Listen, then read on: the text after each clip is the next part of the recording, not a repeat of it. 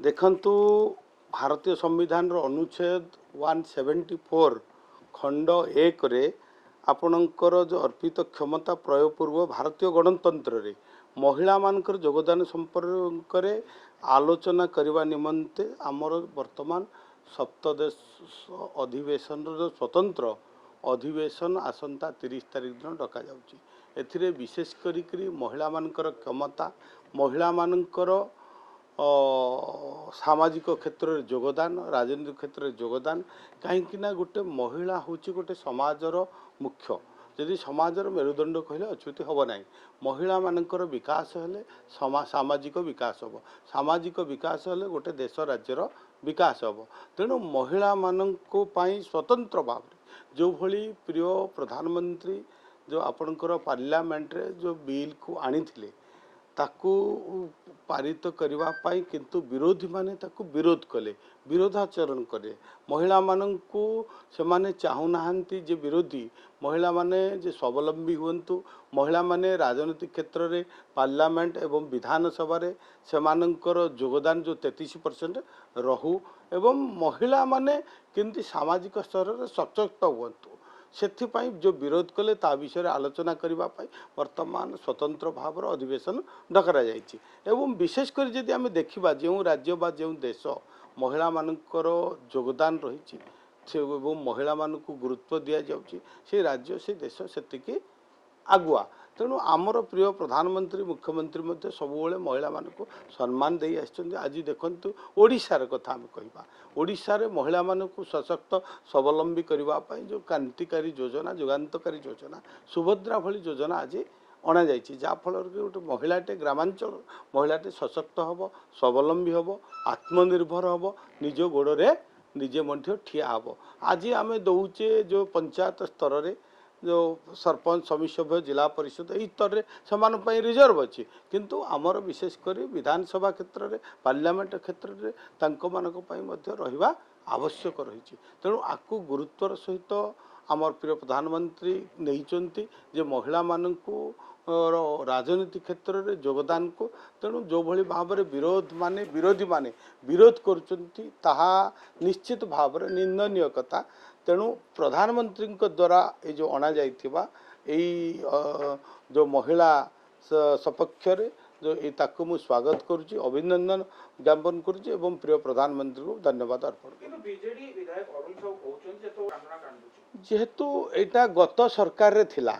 सेमाने महिला मान पई कुम्भीर कांदना करथिले सेमाने कहूथिले गाँ को काम माँ को सम्मान तांको समय रे महिला माने केते निर्यातित होइथिले आपण मान देखिबे बबीना छबीना इतिना माधवीलता आपणकर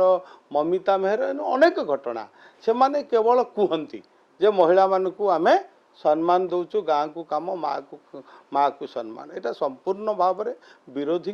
विरोध आचरण करवा होची तांकर काम किंतु आज ओडिशा रे महिला माने जानी सारे जे जदि तांको किए सम्मान देव ताहाले प्रिय मोहन माझी सरकार तांको ही सम्मान मिलुची आज महिला मानकू सशक्त करने स्वावलंबी करने स्वतंत्र भाव में महिला मानक विभिन्न योजना करा आज आपण देखंतु आम सरकार रे आज आम चारोटी विषय आम प्रिय प्रधानमंत्री बा मुख्यमंत्री गुरुत्व दौरान प्रथम हूँ कृषक द्वितीय हूँ महिला तृतीय हूँ जो माने जनजाति व आदिवासी लोक माने एवं चतुर्थ आम युववर्ग यही चारि वर्ग जदि सशक्त हेबे एमाने जदि होउचंती आमर गोटे समाज चारि स्तंभ जदि आमर ठीक रहिबो मजबूत रहिबो आम समाज सशक्त हम एवं आमे जो विकसित ओडिशा विकसित भारतर स्वप्न देखिचंती निश्चित भाव में ताहा साकार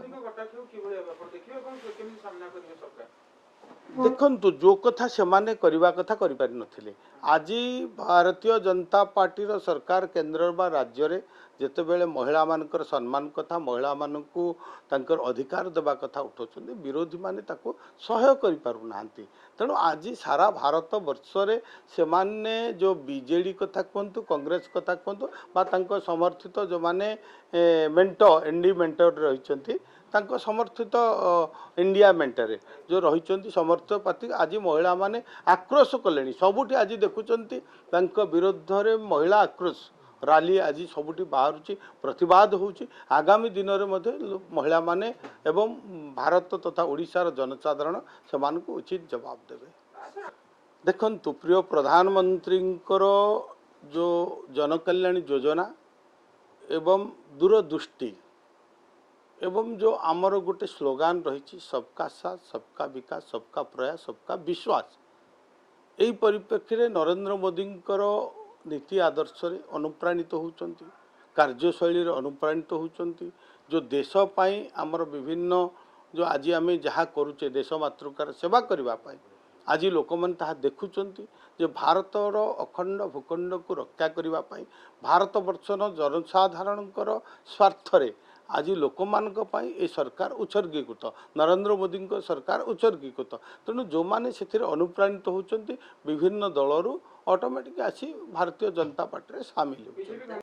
ନାଇଁ, ଦେଖନ୍ତୁ, ବିଜେପି କେବେ ଷଡ଼ଯନ୍ତ୍ର କରେ ନାହିଁ, ବିଜେପି ଷଡ଼ଯନ୍ତ୍ରରେ ବିଶ୍ୱାସ କରେ ନାହିଁ। ବିଜେପି ବିଶ୍ୱାସ କରେ ସେବାରେ, ଲୋକ ସେବାରେ, କାମରେ ବିଶ୍ୱାସ କରେ। ତେଣୁ ସେ କାମ ଲୋକସେବାରେ ସେ ଯେଉଁମାନେ ଅନୁପ୍ରାଣିତ ହେଉଛନ୍ତି ସେ ଦେଖୁଛନ୍ତି ଅଲଗା ଦଳରେ ସେଇ ନୀତି ଆଦର୍ଶ ନାହିଁ। ଭାରତୀୟ ଜନତା ପାର୍ଟିରେ ନରେନ୍ଦ୍ର ମୋଦିଙ୍କର ନୀତି ଆଦର୍ଶ ରହିଛି। ଗଣତନ୍ତ୍ରରେ ଆମେ ବିଶ୍ୱାସ କରୁ, ଗଣତନ୍ତ୍ର ପଦ୍ଧତିରେ ଆଜି ଆମେ କାମ କରୁଛୁ, ଲୋକଙ୍କ ପାଇଁ କାମ କରୁଛୁ। ତେଣୁ ସେଥିରେ ଯେଉଁମାନେ ଅନୁପ୍ରାଣିତ ହେଉଛନ୍ତି ସେମାନେ ସ୍ୱମତ ଆସିକରି ଭାରତୀୟ ଜନତା ପାର୍ଟିରେ ଯୋଗ ଦେଉଛନ୍ତି।